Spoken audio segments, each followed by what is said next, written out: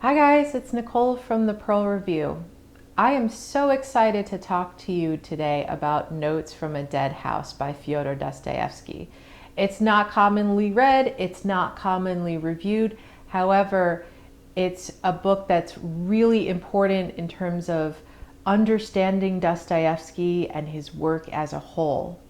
This is not a review, but it's a short talk about how Dostoevsky's years in prison, chronicled in Notes from a Dead House, put him on the path to greatness. I will briefly talk about the novel itself, but this video is more about getting a better understanding of Dostoevsky. And in my opinion, it unlocks what I find magical about what he does and what he writes about. Briefly, Notes from a Dead House is a book that started the prison novel genre. So, kind of big deal. It's the fictionalized memoirs of Dostoevsky's years in a Siberian prison. He lived in extremely cramped quarters with peasant convicts, and as a nobleman, he was deeply despised by his fellow inmates. Now, when I say like close and, personal, he shared a bed with people. There was no free space. There was no privacy. The peasants were basically Russian slaves, so the divide between him and most of the prison was almost unbearable to him. These were years of traumatic shock, and though there is not much in the novel that explicitly explains Dostoevsky's thoughts, his inner turmoil, the author experienced a transformation during this time that would forever change him and his art. Now, this book is full of psychological sketches. It wouldn't be like a major Dostoevsky work without it, but it's probably a formative one in that. He got up close to psychotic, dangerous people. He would use these people for inspiration later in some of his most famous characters, like Svidrigailov, in, I believe that's Crime and Punishment, and Dmitry Karamazov, obviously one of the main characters in the Brothers Karamazov. He even discovered the kernel of inspiration for the Brothers Karamazov. While in prison, there was what he referred to as a parricide, and that is the beginning of the plot for what's considered his greatest novel. These portraits became the author's trademark, and I don't think he would have such great insight into and curiosity about the people and events that would later inspire some of his greatest novels. Books like Crime and Punishment and Demons, he would find things in the news and he would flesh out these people. And I think that his incredibly close contact in prison was invaluable in terms of a resource for him. Now, some readers love Dostoevsky for his deeply psychological depictions of his characters. Some love his incorporation of philosophy into his work. But for me, I love Dostoevsky because he makes operatic, larger-than-life characters that can be deeply tragic, debased, violent, and horrifying, while others are hauntingly spiritual and benevolent and loving, and they're kind of duking it out. And it's interesting because some of his greatest characters actually encompass both of these contrasting qualities. It is in this world of light and dark that these unforgettable characters move around in. They must endure tragedy. They must persevere here. Much of what I have to share is from Joseph Frank's amazing biography, Dostoevsky, a writer in his time. This is a book that combines several biographies he wrote on Dostoevsky during his own lifetime. He spent his entire career doing this. And so most of the stuff I'm going to quote now comes from chapter 16, Monsters in Their Misery. Dostoevsky gives Russian peasants crucial roles in his great novels. And peasants comprised most of the prison population he lived amongst. I learned through reading Dostoevsky that 19th century Russia saw the peasant as the heart and soul of Russian society. But, unsurprisingly, they treated them with deep condescension. They didn't understand them. They were set apart, from the ruling class or, middle classes as well. By the mid-19th century, the peasants composed a majority of the population, though, and according to the census of 1857, the number of private serfs was 23 million to 62 million of Russians, total population. So that's about 40% of the population. Dostoevsky, when coming into prison, had a very westernized, patronizing view of these peasants. And that was a really popular sort of philosophy among Christian intellectuals. Of course, this was shattered immediately. Joseph Frank writes, Dostoevsky's years in the House of the Dead exposed him to an extraordinary range of personalities, among whom genuine saintliness rubbed elbows with the basest depravity. Nearly everyone had, at some crucial instant, stepped outside the bounds of normal social life to commit a violent act that had decided his destiny once and for all.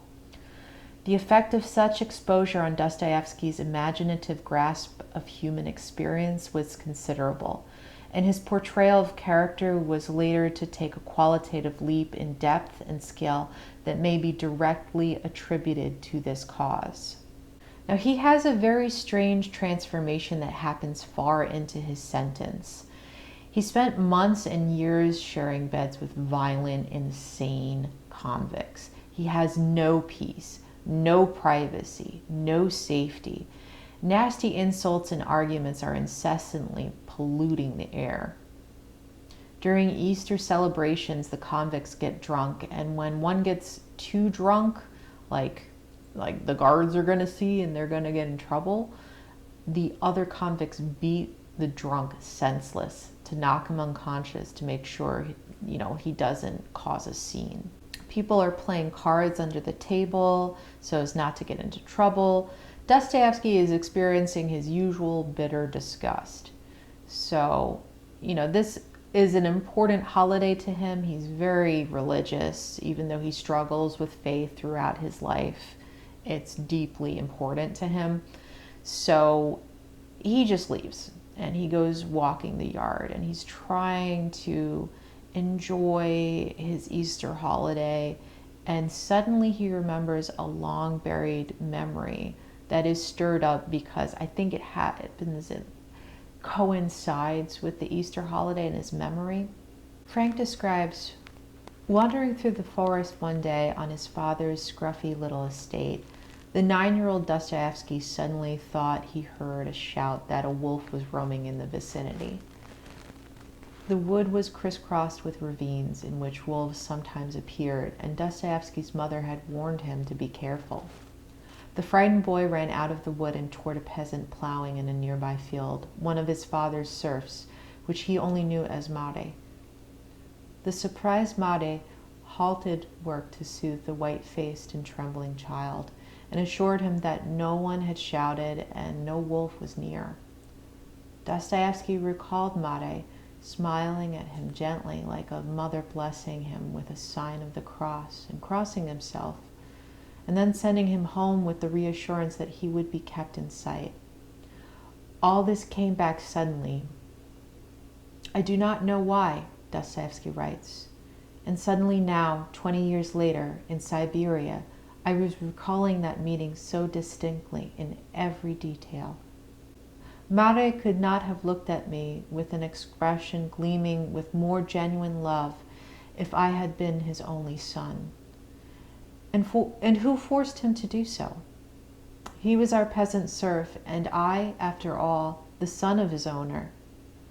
No one would know how kind he had been and reward him for it. The encounter was isolated in an empty field, and only God, perhaps, saw from above what deep and enlightened human feeling, what almost womanly tenderness could fill the heart of a coarse, bestially ignorant Russian peasant serf, not yet experiencing, not even suspecting that he might be free.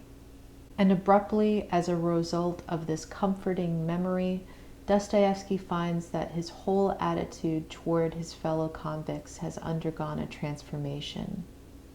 I remembered, as I gazed around, that I suddenly felt I could look into these unfortunates with quite different eyes. And suddenly, as if by miracle, all hatred and rancor had vanished from my heart. I walked around looking attentively at the faces that I met. That despised peasant with the shaven head and brand marks on his face, reeling with drink, bawling out his hoarse, drunken song. Why, he may be that very Mari. After all, I am not able to look into his heart. Now, the Paris Review also writes to kind of flesh out this experience. Dostoevsky's heroic biographer Joseph Frank argues convincingly that the writer underwent a major conversion during his time in Omsk.